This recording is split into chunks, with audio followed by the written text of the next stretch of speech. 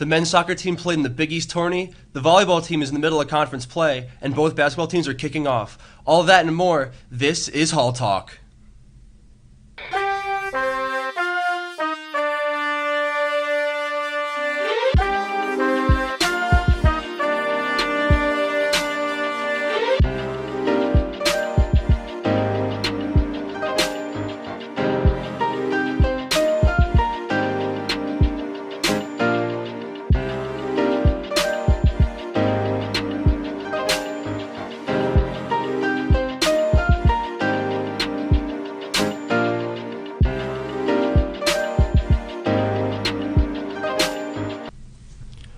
Hello and welcome back to Hall Talk. I am Bobby Steiner, joined alongside Graham Marshman. This has been a huge week for Seton Hall sports, and we are here to break it all down for you.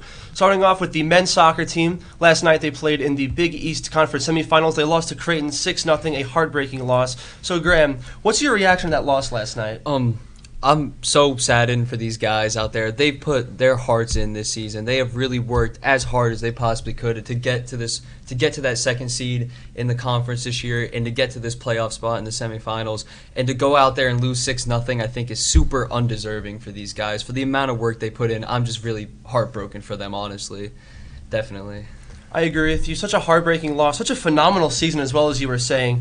They had more draws than losses. I mean, a phenomenal year all around for them. The injury sort of brought them down, and their defense, that was my big takeaway. They were unable to stop one man in particular, Duncan McGuire. He had 4 goals on 5 shots. The offense was a bit shoddy all year, in my opinion. Last night that really showed. They had 10 shots, only 1 on goal from a defenseman of all people. None of their forwards were able to do much.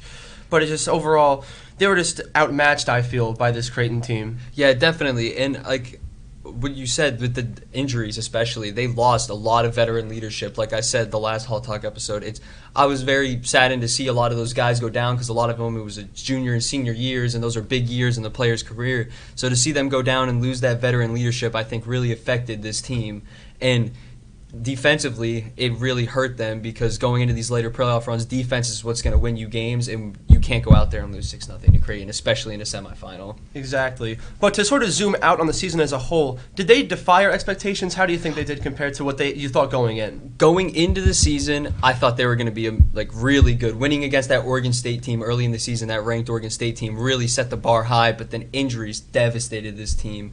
And then when they drew against Army, I was like, okay, maybe they're not going to do that good this year. But I think after the injuries, that team really pulled together, and they played together, and they played with a lot of heart. Yes, offensively they weren't there very much, but they scored when they needed to, when they got wins and they got results. And I'm just very sad to see that all that hard work didn't really pay off in the end for this team. I agree that the result was a bit disappointing. However, going into the season, they impressed me all year long. I didn't know what to expect after last year. They lost C.J. Tibbling to Portland, I believe. So I didn't know what to expect from the team, but they were able to get results. As you said, they were scoring goals when they had to and went a long way. Do you believe they can make the NCAA tournament? I think it's a possibility. I think it's a possibility that they can make the tournament. We'll see, though. There's still a lot of things that can happen now. We need to see who wins the conference and everything. So right now, it's a 50-50 shot, in my opinion. All right, I agree with you. I'm optimistic they can make it, but I'm unsure. And one last question for the soccer team. How do you think they'll be doing next year since we're already this late into the year? Next year, they are losing a lot of older guys that came back for their 5th year and some seniors that they're going to be losing. But they have some young guys coming in that some of them got some good playing time this year with those injuries. So I think definitely we can either look to improve or maybe have a little bit of a down year next year, but with a lot of room to grow for the future. So I'm really excited for them. I'm with you on that. They are losing. I have that in my notes as well. A lot of seniors, a lot of grad students, but I feel like they can work through it, definitely. And they can have even if it's not as good a year as this year, they can still make some noise in the Big East. But to stay in the whole topic of Big East play, let's talk about the volleyball team for a bit. They seem to be in a bit of a skid, and they got swept by Xavier today. But despite the loss, who stood out to you? Well, today, the people that stood out to me were Taylor Jabowski, our libero. My fault. Our setter. She had 15 assists today and 5 digs, which, she's really getting into the offense, getting it moving. But the loss today was embarrassing almost. They couldn't get anything going. Jenna Walsh did her part on all parts of the floor with 5 kills, 2 aces, and 6 digs for the Pirates, but It's one win from our last 10 games. It's disappointing to see from the volleyball team, who started off the season very well, but just can't seem to find a win in the Big East. You put that perfectly. This recent skid has been very disappointing compared to some of their wins against UConn and teams like NGIT and Dartmouth earlier in the year.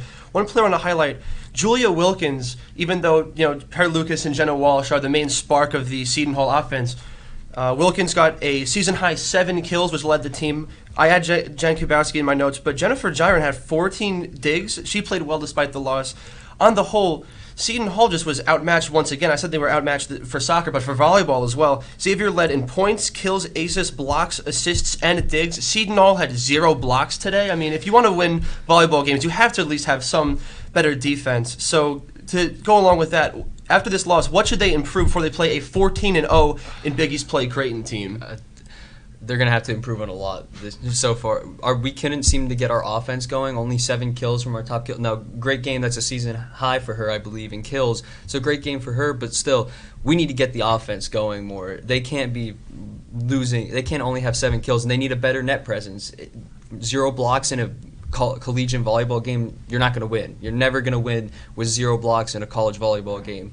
And honestly, I think this team really needs something, like a spark of some kind, because 1 from their last 10, I think only winning 3 total sets from their last 10 games, that's unacceptable. They need to turn this around, and they need to find the form they had at the beginning of the season. Unacceptable is correct, and I do agree with you. There's a lot they need to work on. Their defense, especially, I feel getting 0 blocks in a collegiate game is unacceptable. You are correct. It's just there seems to be a lack, I wouldn't say a lack of chemistry, but it's just been lacking a lot lately. The game against UConn, when they had that crazy overtime winner in that 5th set, when that game at Walsh was crazy, they were all playing as a team. They weren't letting their errors really get the best of them. I can't help but feel like, especially today against Xavier, they were letting all these errors snowball, and just that was their big downfall. That and injuries, which are never ideal, but they have had a bit of trouble trying to play around that, especially the one to Anna Holland. Yeah, definitely. I definitely agree with you there. At the beginning of the year, they played in volleyball. You have to play with that spark. I play volleyball. You have to play as a team. You can't let these little things get in your head, or else they snowball, like you said. So them doing at the beginning of the season, what they were doing is they weren't letting these things get to their head. Now it seems like these mistakes just keep piling up and piling up and piling up, and now they're spanning over games, which is not what you want to do, because then you're just going to keep losing games. Volleyball is big on momentum, and right now they have none. Definitely. Speaking of momentum and speaking of winning, let's discuss the very early women's basketball season. So they're only a game or one official game in after an exhibition game, but without Andrea Espinoza-Hunter, there's a lot of talk going into the season who would replace her. Who would you say is the early sort of replacement for Andrea Espinoza-Hunter so far? That, in my opinion, has to be Sydney Cooks. Sydney Cooks in this first game, yes, it's an early season game, so we're not playing the best of competition. St. Peter's not being a very good collegiate basketball program. She had 16 points, 3 assists, 3 steals, and 3 blocks in this first game, and I think she is going to step into that role as the number 1 and lead this team this season. She definitely has stepped up early so far. I actually have 2 players I wanted to highlight. So outside of Lauren Park-Lane and Sydney Cooks, the big 1-2 punch they have, there are 2 players I want to mention, Shay Hagans and Kay Satterfield. So Hagans, she's an efficient scorer. Last game, so Andrea Espinoza-Hunter was the big 3-point shooter, and Hagans was the only Pirate to make 3-pointers. I know that's a bit rough to look on your face. 2 for, I want to say 17 total. 2 for 17. She was 2 for 5. She's sort of, in a way, replicating that 3-point scoring, but she's definitely an efficient scorer. She had 16 points. Kay Satterfield, so while Hagans is the 3-point shooter, under the rim, under the net, Satterfield is such an explosive presence. She gets up, she gets rebounds, she fights for the ball, but that's also because she has the Big East experience at Xavier. She isn't afraid to make contact. She gets up, and she's making tough lays, which I think definitely helps the team. So the 2 of them sort of platooning to be a new Andrea Espinoza-Hunter, the two-headed attack to be 1 player. Yeah, definitely. I'm really excited for this team. I think the biggest key this year is going to be scoring, getting that interior scoring that they had in that first game, because clearly shooting from 3 is going to be something they're going to have to work on over time. And also putting up 16 steals and 9 blocks in this game just shows how good their defense is going to be. Yes, it's against a weaker St. Peter's team, but I still think these are great numbers to start the season. to go off what you said with the defense, I mean, I feel like that's going to be the key to their success this year. I don't know about you, but their defense, even in that St. Thomas Aquinas game, they were phenomenal. Just the ability they have to get points off of turnovers. I have my notes here. St. Peter's had 27 turnovers. Seton Hall's able to get 32 of them, 32 points off of them. And then on top of that, Seton Hall's depth is phenomenal. Out of the 73 points they scored, 36 were off the bench, and that does include the two players I mentioned earlier, Shea Hagans and Kay Satterfield. So what are the keys, do you think, this early in the season? I think, like what you said, is going to be their defense, getting transition points off of the turnovers we cause on defense, and the interior scoring. They made some tough layups this year. They got in the paint. They got rough. They went up hard, and that's how we got the majority of our points, because clearly we weren't shooting too well off the three ball. But I think that's going to be the key important things of success this year, is getting on the interior scoring and getting that good hard defense in for our team. So we're talking about games against a Division II team and then a mid-major team. It's not for another 2 or 3 weeks, but how do you see this team faring in Big East play? I think they can definitely do well. They can do very well in Big East play. It's not like we had any close games in these first 2 games. So I think definitely we can do very well in the Big East. The only thing I have to say is, if we are going to do well in the Big East, we need to make three-pointers. Shooting 11% from 3 in that first real game against St. Peter's, really, you got to switch that around if you're going to be able to compete in the Big East, because you have to be able to make the three ball in college basketball to be able to compete. Definitely, I agree with you. The three ball is important. In a conference like the Big East that has some big dogs, you really need that presence. But so far, I feel like these have been good warm-up games so far. I mean, they've shown the physicality you need to be in a conference like this. They are making tough lays. They are playing well as a team. And I definitely see them being one of the top teams.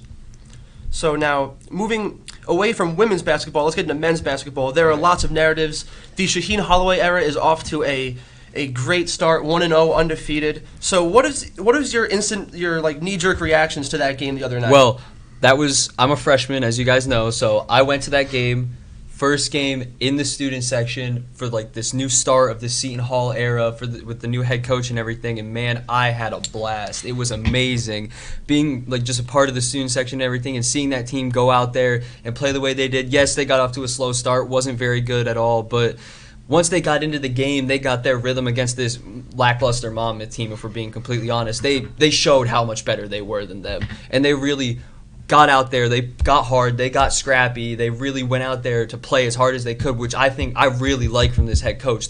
He clearly has put into them that you need to work hard to win games. They were getting on the floor, even though it's a team like Monmouth. It's a team like Monmouth where they probably didn't have to try as hard to win this game, but they were out there on every possession going as hard as they could, and I really like that. And I think it really got the energy in the building going, those steals, those transition runs, those dunks.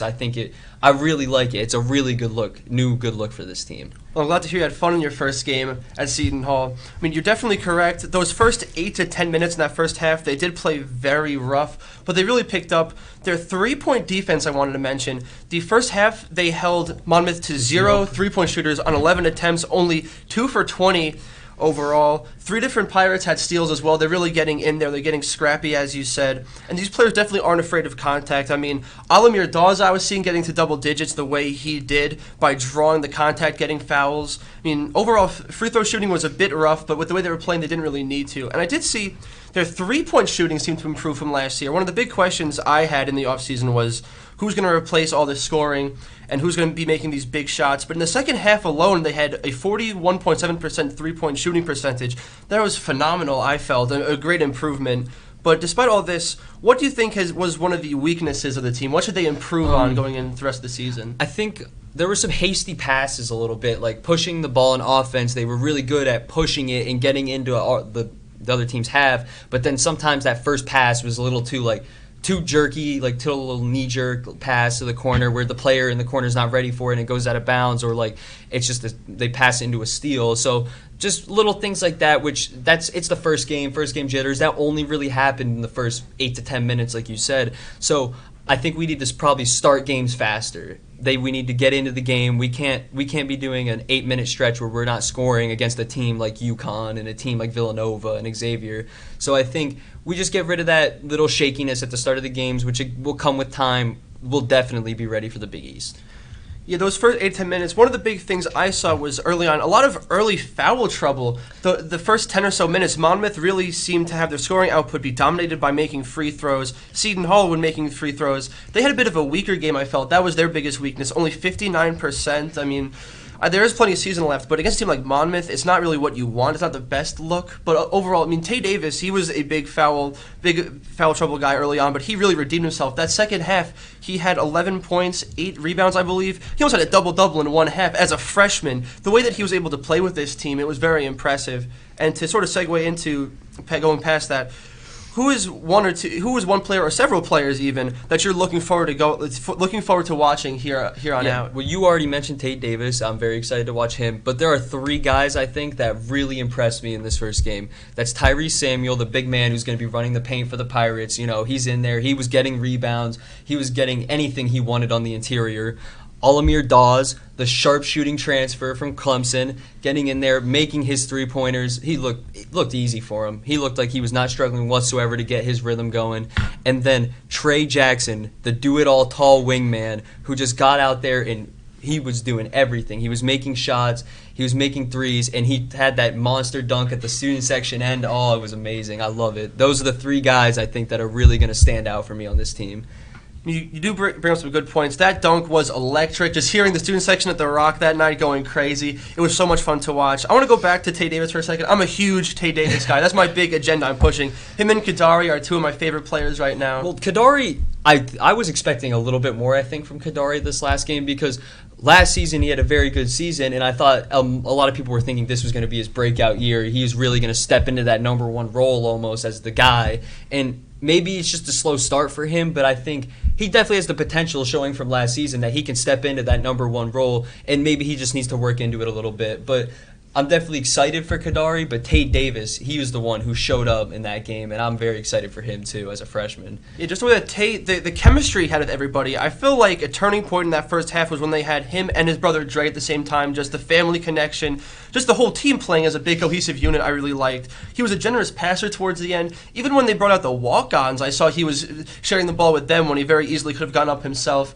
He was getting some really impressive, scrappy rebounds over guys. He was getting some tough lays, making contact, getting in off the glass. He, as a freshman, was one of 4 Pirates with double-digit points. He had a very impressive first showing. Regarding Kadari, I am being optimistic with this. I do see he's making the transition out of the Willard coaching system into a more, I don't know how to describe it properly, but the new Holloway system where everybody's getting playing time, even the freshmen. There's no one player really taking over. Everybody besides the walk-ons that played the other night scored at least 1 or 2 points.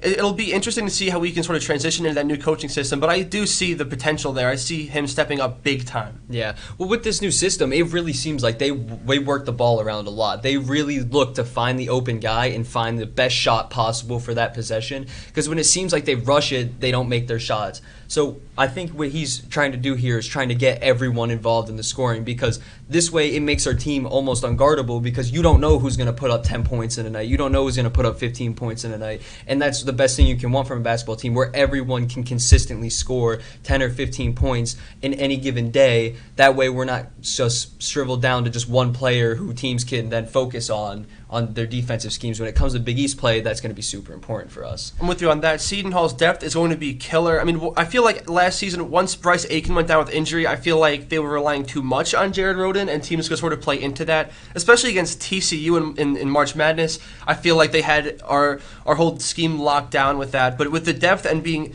having all 10 men score and be big-name players on the team, I feel like they're going to be, I wouldn't say unstoppable. I mean, that's definitely that's an impossible ask for any team, really. But they're going to make a lot of noise and make some big waves under a coach like Holloway who knows what he's doing. Definitely. I'm super excited for this team.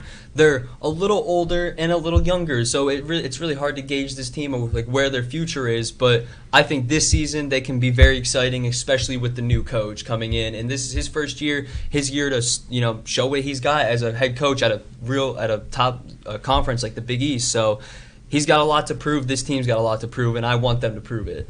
I'm with you on that. They have some big expectations. They have some big shoes to fill, but I definitely see that they can do that. So that is going to wrap it up for this edition of Hall Talk. Once again, I am Bobby Steiner, joined alongside Graham Marshman, and we will see you next time.